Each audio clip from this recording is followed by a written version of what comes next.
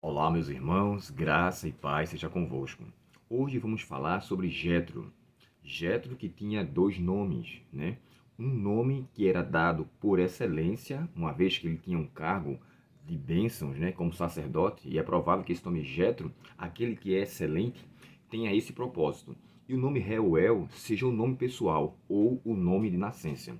Se assim for, Jetro tinha um título que dignificava o seu ofício, aquilo que lhe fazia entender o que ele de fato era aos olhos de Deus. Porém, o nome dele, Reuel, que era de nascença, do qual significa amigo de Deus, era o que diversas vezes a Bíblia chega a mencionar, na verdade, não com a mesma quantidade que Jetro, né? Jetro é citado mais vezes, parece que Reuel só são duas vezes, se não me foge memória.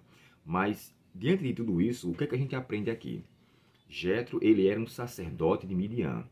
Midian, irmãos, era um dos povos da descendência de Abraão. Logo, ele fazia parte. Quando a gente lê o capítulo 11 e 12 do livro de Números, nós encontramos ali uma certa rivalidade entre Miriam, a irmã de Moisés, e a própria Zípora. E diante daquela situação, ela chega a fazer críticas a ela, né? Tanto que ela, posteriormente, não só por essa crítica, mas por outras questões, ela acaba ficando leprosa.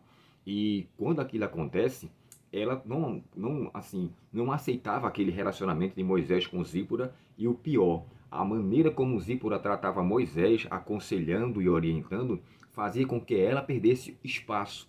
Ellen White chega a descrever no Patriarcas e Profetas que Moisés ouvia muito Miriam antes, porém agora passou a ouvi-la mais a sua esposa, e ele estava certo. É tanto, irmãos, que Jetro, quando toma essa decisão aqui no capítulo 18, ele toma através de uma percepção da Zípora, diz o mesmo livro referente a Patriarcas e Profetas. Então, assim, Jetro vai até ele, fala sobre a maneira como ele deveria delegar as pessoas, porém, tudo que ele ali faz é decorrente ao que a sua filha aconselha. Sabe, felizes aqueles maridos que têm as suas esposas e percebem o mal de longe e as avisa. Os avisa. É tanto que o nome mulher, né, quando Deus chega a falar assim, e ela será chamada varoa. O nome no hebraico quer dizer Ezer. E Ezer é ajudar alguém da morte. Olha só o nome de o segundo filho de Moisés, Eliezer. E ele diz lá no capítulo 18, verso 4, porque Deus me livrou da espada de Faraó. Ezer. Né? Ezer quer dizer livramento. E El, Deus. Deus causou um livramento. Mais à frente você encontra o nome Ebenezer. Até aqui nos ajudou o Senhor. A expressão também é a mesma. Então aqui, Zípora, sabendo da condição de Moisés e que aquele ofício dele traria muita exaustão à sua saúde, ela mais uma vez exerce a função de varoa, de Ezer, livrar o marido de uma condição exaustiva. E ela fala para Jetro e Jetro fala para ele. Deixa eu ler para vocês aqui o Patriarcas e Profetas, no capítulo 30, capítulo 33, do Sinai a Cádiz. Olha o que diz aqui, ó. Quando Zípora se reuniu ao seu povo no deserto, isso por quê? Porque Zípora foi levado com Jetro a Moisés com seus dois filhos. Lembrando que Moisés não levou Zípora para o Egito. Ele a deixou com seu pai e foi embora sozinho para o Egito resolver as questões de libertar o povo, ele e Arão. E aqui diz assim: quando Zípora se reuniu ao seu povo no deserto, viu que os encargos dele lhes estavam exaurindo as forças e deu a conhecer aos seus temores a Jetro, que sugeriu medidas para o aliviarem. Nisso estava a principal razão da antipatia de Miriam para com Zípora, doendo-lhe muito da suposta negligência manifestado a ela e Arão. Considerou a esposa de Moisés como a causa disso, concluindo que a sua influência o impedira de os tomar os seus conselhos como antes fazia, para a gente entender aqui. Isso aqui está no contexto do Números capítulo 11 e 12. Então, antes Moisés ouvia muito Miriam, posteriormente passou a ouvir a sua esposa. E para fechar aqui esse comentário, nós entendemos o seguinte: Zípora foi aquela mulher que, usada por Deus, trouxe a orientação ao seu marido e, através de Jetro, levou a ele uma orientação para que pudesse salvá-lo. E Jetro, com a intervenção divina, usou as expressões, né? Quando ele fala assim, coloque chefe de 1000, chefe de 100, 50 e 10. Então ele agora delegasse pessoas, concedesse ou escolhesse homens honestos, de bom caráter, semelhante aos diáconos, lembra? Quando fala, procurem homens que sejam de boa conduta, de caráter, homens que na verdade são enobrecedores. E assim foi a escolha pautada por ele. Uma outra coisa que merece consideração. A expressão que é dita no verso 11, quando Jetro fala assim: agora sei que o Senhor é Deus de verdade, maior do que todos os deuses. Esse texto, irmãos, não é um texto fácil de explicar, porque a gente vai ter que entrar no ramo da suposição. Embora eu vi vários comentários aqui, o que mais me chamou a atenção foi o de Mateus Henry. Na Bíblia dele, na Bíblia comentada por ele mesmo, um grande apologeta também, ele chega a descrever assim, ó, que o Deus de Israel é maior do que todos os fingidores, do que todas as divindades falsificadas.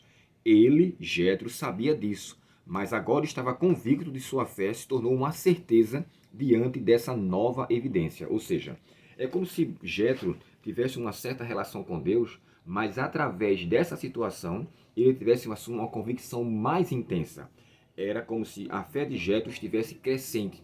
Uma outra expressão, diz o comentário de Champlin, que provavelmente Jetro fosse onoteísta. E o que é onoteísta?